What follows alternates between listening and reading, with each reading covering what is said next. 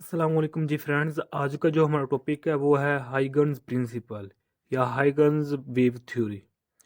Okay, या Huygens theory of wave light, ये आज का हमारा टॉपिक है। हाइगन्स प्रिंसिपल, ये लेक्चर नंबर हमारा 2 है, क्योंकि हमने एक सीरीज स्टार्ट की हुई है ऑप्टिक्स की। ओके, उसमें हमने लेक्चर नंबर 1 में हमने इंट्रोडक्शन ऑफ ऑप्टिक्स के बारे में स्टडी कर लिया था। उसका लिंक इंशाल्लाह रहमान डिस्क्रिप्शन में मिल जाएगा। ये आज हमारा सेकंड लेक्चर है, हाइगन्स प्रिंसिपल। इस पर बात करने की आज कोशिश करते हैं। ओके, तो आइए स्टार्ट करते हैं। बिस्मिल्लाहिर्रहमानिर्रहीम, सल्लल्लाहु अला मुहम्मद सल्लल्लाहु अलैहि व आलिहि वसल्लम। ये देखें, हमारे पास ये 3 पॉइंट्स है, 1, 2 और 3।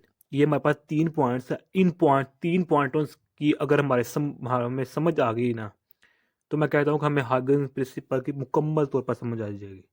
लेकिन इन प्रिंसिपल को कैसे समझना है, इन 3 पॉइंट को कैसे समझना है, वो देखते हैं। आइए, Huygens principle states that every point on the wavefront may be considered as a source of secondary spherical wavelets which spread out in the forward direction at the speed of light.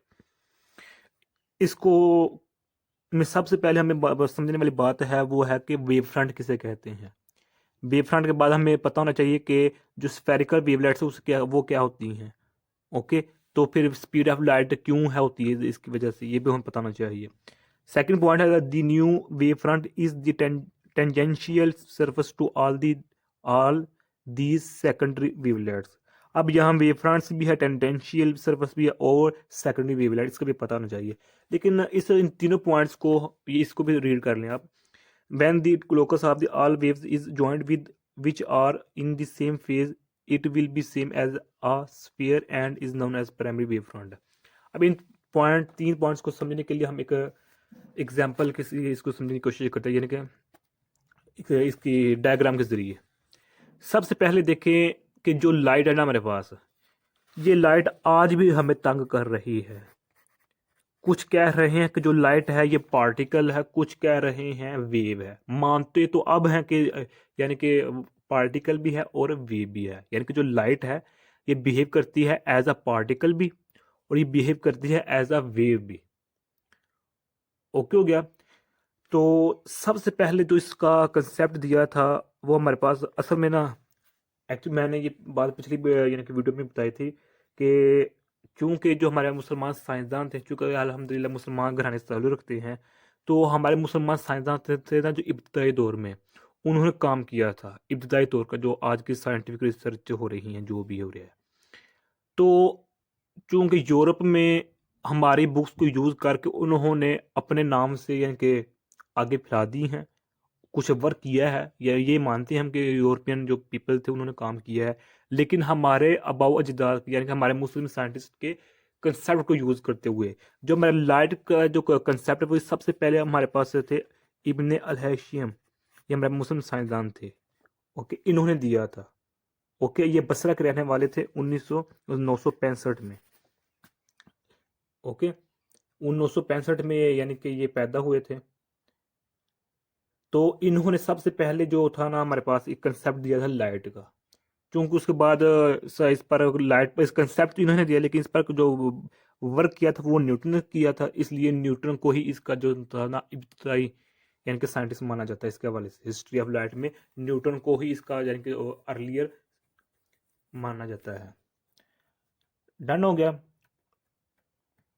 आप देखें कि जो हमारे पास light है, Newton क्या कहता है? Newton कहता है कि कहता था, न्यूटन की जो थ्योरी थी वो कहता था कि ये पार्टिकल है। जो लाइट है वो हमारे पास पार्टिकल नेचर रखती है, यानी कि इसके अंदर पार्टिकल है लाइट के अंदर। ओके, तो इसके बाद जो हमारे पास 2 थ्योरीज आई थी जिनको हमें एक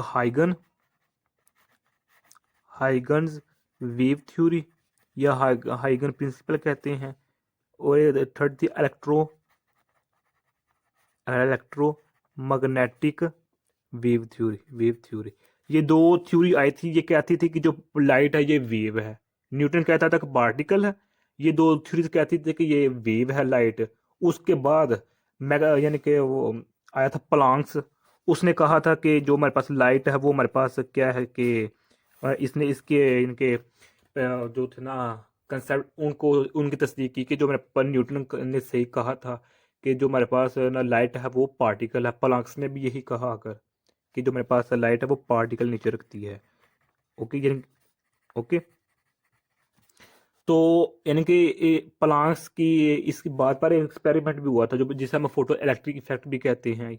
ओके तो ये फोटो इलेक्ट्रिक इफेक्ट में हमें लाइट की क्या होती है, लाइट फोटो इलेक्ट्रिक इफेक्ट में हम लाइट की पार्टिकल नेचर को स्टडी करते हैं। ओके उसके बाद प्लांक्स के ही कंसेप्ट यूज करते हुए आइंस्टाइन ने कहा था कि वाकई जो पार्टिकल है वो हमारे पास लाइट है वो पार्टिकल नेचर है। ओके और इसकी बुनियाद पर इसने एक क्वांटम थ्योरी की बुनियाद रख दी। आइंस्टाइन ने क्वांटम थ्योरी की बुनियाद रख दी थी। ओके तो उसके बाद आए हमारे पास डी ब्रोगली। डी ब्रोगली ने कहा कि चलो जो कंक्लूजन है, जो रिजल्ट है तमाम का एक्सपेरिमेंट का, तमाम कंसेप्ट वो ये है कि जो लाइट है ना हमारे पास, जो हमारे पास लाइट है ये बिहेव करती है एज अ वेव भी, एज अ पार्टिकल। यानी कि जो लाइट है ये बिहेव करती है एज अ पार्टिकल के तौर पर भी, यानी कि एज अ मैटर के तौर पर भी और एज अ वेव के तौर पर भी बिहेव करती है लाइट में। यानी कि इसको एक नाम दिया था dual nature particle, nature of light. Okay कि यानी कि जो हमारे पास लाइट है ये दो नेचर रखती है, एक पार्टिकल नेचर रखती है और एक वेव नेचर रखती है। ओके तो इसका जो एक्सपेरिमेंट किया था वो 1900 इसने 1924 1924 में कंसेप्ट किया था और 1927 में जो डिवीजन एंड जर्मर एक्सपेरिमेंट है उन्होंने इसकी बात को एक्सपेरिमेंटली प्रूव कर दिया था। ओके हो गया। जब कि हम जानते हैं कि जो वेव में होता है, वेव नेचर में हम क्या क्या स्टडी करते हैं, वेव नेचर में हम स्टडी करते हैं इंटरफ्रेंस को स्टडी करते हैं। ओके डिफ्रैक्शन को स्टडी करते हैं हम, डिफ्रैक्शन, इसके अलावा पोलराइजेशन को स्टडी करते हैं। ओके तो ये क्या है हमारे पास, हम वेव नेचर में ये चीज़ें स्टडी करते हैं।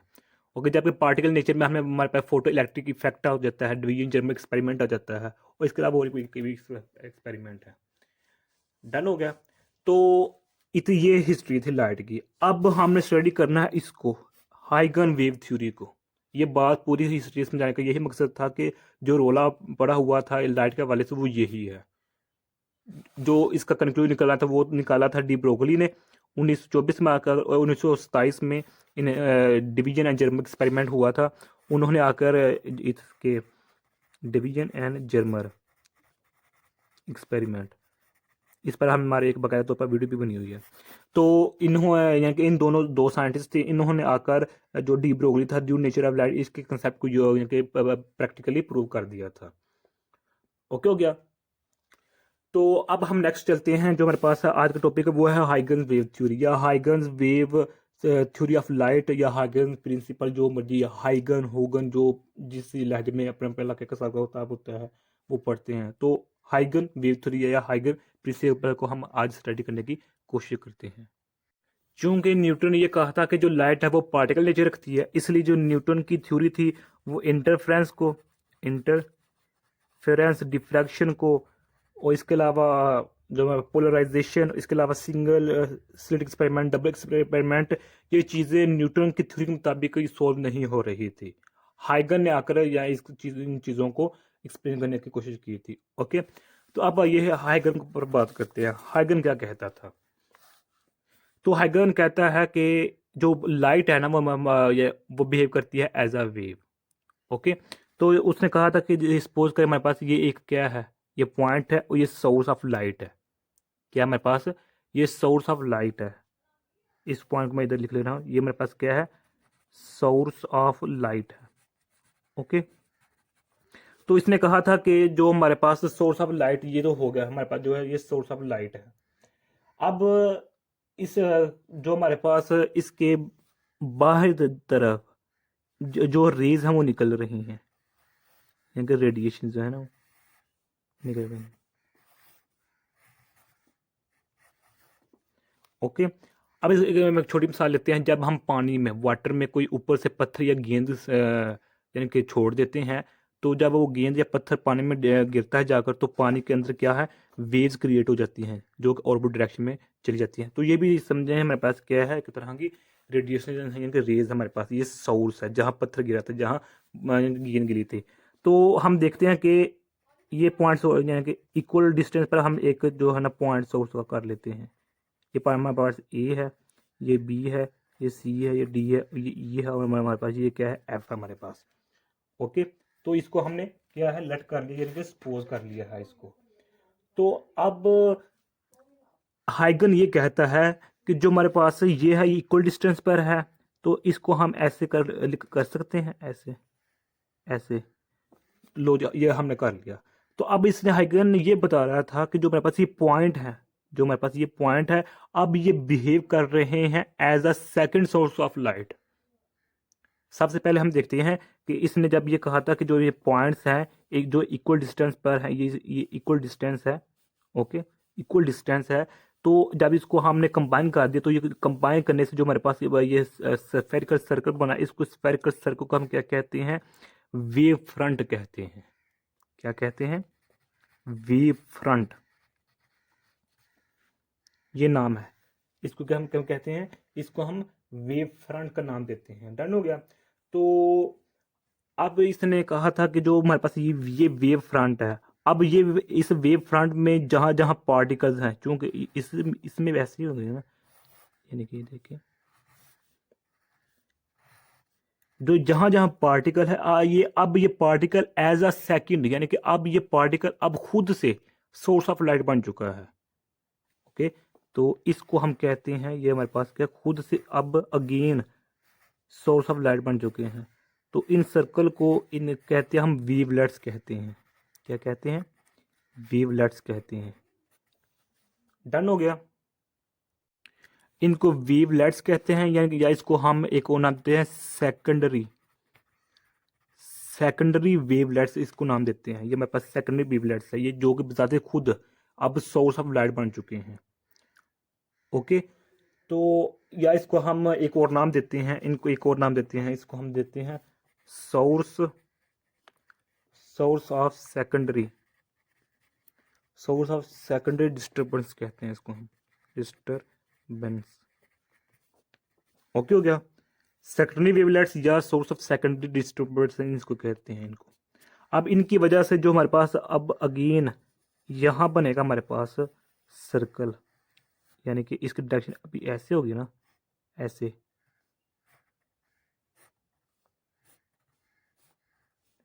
ओके हो गया। तो देखें ये ऐसे हो गया। तो अब जो ये है हमारे पास, इसको हम कहते हैं सेकेंडरी वेवलेंथ कहते हैं। इसको क्या कहते हैं, सेकेंडरी वेव फ्रंट कहते हैं। डन हो गया।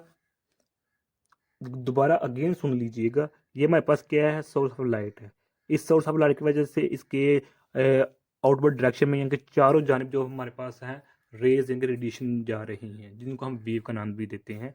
तो चूंकि हर चारों तरफ हमने एक यानी कि सपोज कर लिया, इसका डिस्टेंस यहाँ लेकर x1 है, तो इसका भी x1 है, यहाँ से लेकर इसका भी x1 है, इसका भी x1 है। तो जब x1 तमाम पॉइंट पर हो जाए, उन पॉइंट को हम एक सर्कल की फॉर्म में लिख लेते हैं। तो उस सर्कल में जो जो हमारे पॉइंट्स होगा, उसको हम सेकेंडरी वेवलेट्स या सोर्स ऑफ सेकेंडरी डिस्टेंस कहते हैं। तो उस स्फेरिकल सर्कल को हम वेव फ्रंट कहते हैं, प्राइमरी वेव फ्रंट भी कहते हैं। ओके, उन प्राइमरी वेव फ्रंट्स में जो जो हमारे पास नुक्ते होंगे, पॉइंट्स होंगे, उनकी वजह से अब वो ज़्यादा खुद सोर्स ऑफ लाइट बन चुकी हैं। तो उनकी वजह से जो फास्टर यानी जो अवे एक और अगेन जो सर्कल बनेगा, उन सर्कल में फिर अगेन से जो पॉइंट्स बन जाएंगे, तो उसको हम क्या कहेंगे, सेकेंडरी वेव फ्रंट कहेंगे। डन हो गया। तो ये था हमारा आज कितना टॉपिक था। अब हम कुछ बातें करते हैं इसके मुतालिक कि ये क्या है, कि देखेंगे जो हमारे पास सवाल पे यहाँ की ये कीजिए था कि न्यूटन ने हैं, यानी कि जो हमारे पास हाइगन्स प्रिंसिपल है, ये तो वेव नेचर को स्टडी करता है, वो कि पार्टिकल नेचर को ये स्टडी करता ही नहीं। लेकिन ये फिर भी इतना अहम क्यों है, इसलिए अहम है क्योंकि इसी हाइगन प्रिंसिपल की बुनियाद पर ही हम जो होते हैं इंटरफ्रेंस को, डिफ्रैक्शन को, पोलराइजेशन को, सॉरी पोलराइजेशन नहीं, इसकी मैं बाद में वजह बताता हूँ क्या है। Single slit experiment, double slit experiment, उसके अलावा जो रिफ्लेक्शन होता है हमारे पास, रिफ्रैक्शन हो गया हमारे पास। ओके, रिफ्रैक्शन हो गया, सिंगल डबल एक्सपेरिमेंट, वो मैंने बता दिया। तो ये तमाम एक्सपेरिमेंट इस हाइगन प्रिंसिपल की यानी कि थ्योरी के पर हम करते हैं। इसलिए हमारे पास ये हाइगन प्रिंसिपल अभी तक भी इतना इम्पोर्टेंट अहम है। ओके हो गया। तो अब अच्छा यही बात यहाँ की हम पोलराइजेशन को हम इस में हाइगन प्रिंसिपल की थ्योरी की बुनियाद पर क्यों नहीं स्टडी करते, क्योंकि जो हमारे पास हाइगन प्रिंसिपल होता है, हाइगन प्रिंसिपल के अकॉर्डिंग इसमें जो हमारे वेव होती है वो होती है मैकेनिकल वेव होती है। कौन सी होती है? Mechanical wave. Okay, mechanical wave में मीडियम की ज़रूरत पेश होती है, मीडियम नीड, यानी कि मीडियम की ज़रूरत होती है पेश।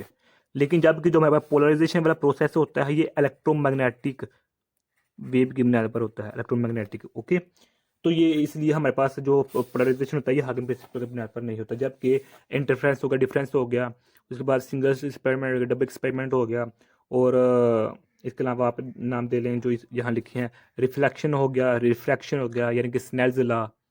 ओके, तो ये हमारे पास क्या होता है, ये हाइगन प्रिंसिपल की थ्योरी पर इनके डिपेंड कर रहे होते हैं।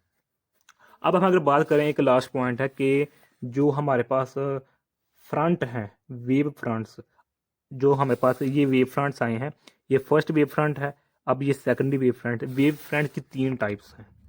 ओके, एक सिलेंड्रिकल होती है हमारे पास, एक सिलेंड्रिकल होती है, एक स्फेरिकल होती है, ये स्फेरिकल हमारे पास आई है। ओके, स्फेरिकल है, स्फेरिकली होती है, ये स्फेरिकल होती है, और एक प्लेन होती है। इसको हमने स्टडी कर लिया है इधर। अब जो सिलेंड्रिकल होती है, प्लेन होती है, ये कभी फिर मौका मिला इंशाल्लाह इस पर बात करने की कोशिश करेंगे। तो हमारा आज का तो टॉपिक इतना ही था। मैं उम्मीद करता हूँ आप लोगों को इस वीडियो की समझ आ गई होगी। अगर फिर भी कोई कुछ क्वेश्चन पूछना चाहते हैं तो कमेंट की सूरत में पूछ सकते हैं। और अगर आप लोगों ने अभी तक हमारा चैनल पाक एमएन अकेडमी इसको सब्सक्राइब नहीं किया तो सब्सक्राइब कर दे, लाइक शेयर कर दे। जज़ाकल्लाहु खैर। अपनी दुआ में याद रखिएगा। अस्सलाम वालेकुम रहमतुल्लाहि व बरकातहू।